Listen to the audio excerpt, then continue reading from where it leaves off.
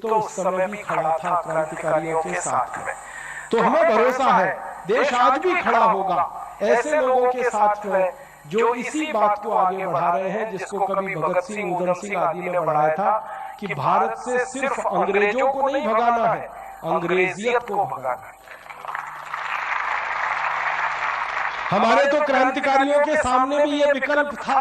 अंग्रेजों ने, आपको मालूम है, ऑफर किया था कि ये जो सत्ता चल रही है इसमें हमारे साथ शामिल हो जाओ, तुम भी लूटो हम भी लूटे। सारे क्रांतिकारियों ने साफ मना किया था कि इस लूट की व्यवस्था में हमें शामिल नहीं होना, हमें संपूर्ण आजादी चाहिए, संपूर्ण स्वराज्य चाहिए। और जिस क्रांतिकारी ने ये बात सबसे पहले कही थी ना, उन्हीं का नाम था नेताजी सुभाष चंद्र बोस। आपको मालूम है उनके जीवन की विडंबना क्या थी? उनको आईसीएस की नौकरी में सेलेक्ट होना पड़ा उनके पिताजी की इच्छा की पूर्ति के लिए। पिताजी चाहते थे कि बेटा मेरा कलेक्टर बने, और बेटे को बार बार वो ताना मारते थे कि तू बन नहीं सकता, तेरी होशियारी कम है, तेरे पास तैयारी नहीं है, इसलिए बहाना बनाता रहता है। तो बेटे ने अपनी पात्रता सिद्ध करने के लिए परीक्षा दी आईसीएस की, और उस जमाने में आईसीएस की परीक्षा देने के लिए 4-4 साल लोग पढ़ाई करते थे। नेताजी सुभाष चंद्र बोस ने सिर्फ 7 महीने पढ़ाई की थी, और उतनी पढ़ाई में उन्होंने आईसीएस के टॉपर की लिस्ट में 4थी पोजीशन पाई थी। उस जमाने में आईसीएस टॉप करना किसी भारतीय लड़के के लिए तो संभव ही नहीं था, क्योंकि अंग्रेज टॉप किया करते थे उस परीक्षा। वो पहले भारतीय व्यक्ति थे जिनको 4था स्थान मिला टॉपर लिस्ट में। बड़ी मजेदार घटना है, वो लंदन गए थे, कैम्ब्रिज यूनिवर्सिटी में एडमिशन होके आईसीएस में बैठे थे। तो जिस दिन रिजल्ट आया ना, तो उनके सहयोगी गए थे रिजल्ट देखने के लिए, वो नहीं गए। तो उनके सहयोगियों ने नाम देखा तो कहीं नहीं मिला, तो उनको आके कहा कि तुम तो पास ही नहीं हुए। तो उन्होंने कहा ठीक है कोई बात नहीं, पास नहीं हुए। शाम को सेक्रेटरी आया, ब्रिटिश गवर्नमेंट के एक डिपार्टमेंट का सेक्रेटरी आया कि तुम्हारा नाम पास होने वालों में नहीं है, टॉपर वाली लिस्ट में है, और वो लिस्ट अभी तक लगी नहीं।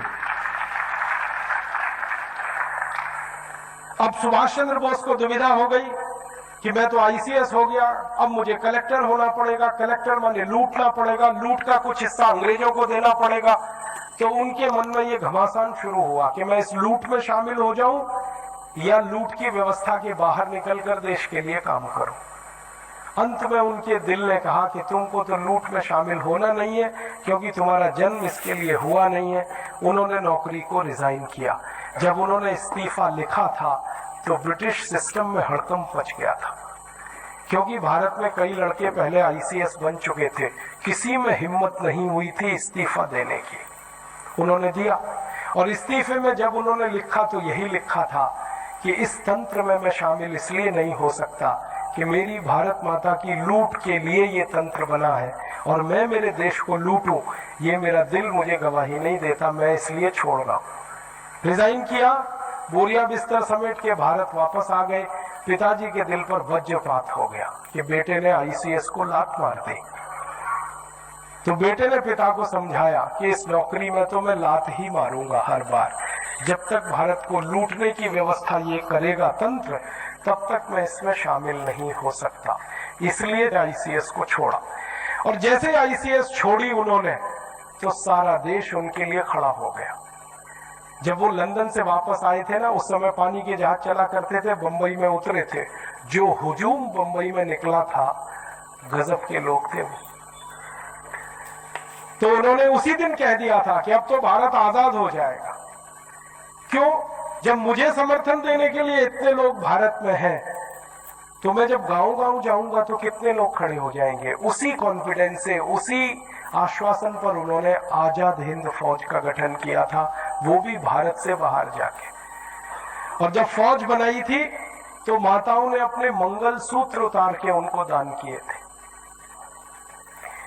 एक माँ उनके पास आई थी अपने अंधे बेटे को लेके कि इसको फौज में ले लो। तो उन्होंने कहा इसको तो दिखाई नहीं देता। तो बेटे ने क्या कहा कि दिखाई तो नहीं देता, लेकिन आपकी फौज में आ जाऊंगा तो दुश्मन की एक गोली तो कम कर ही दूंगा।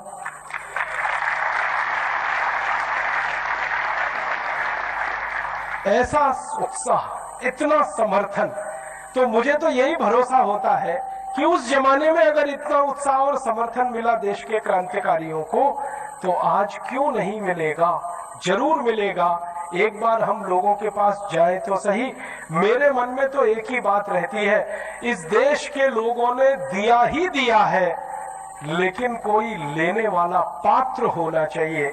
लेने वाला जब अपनी पात्रता सिद्ध करता है तो भारत के लोग देने में कभी पीछे नहीं हटते। तो भारत स्वाभिमान अभियान अपनी पात्रता सिद्ध करेगा आपके सामने। आप इसको भी भरपूर समर्थन दीजिए, सहयोग दीजिए। दोस्तों, सबसे पहले तो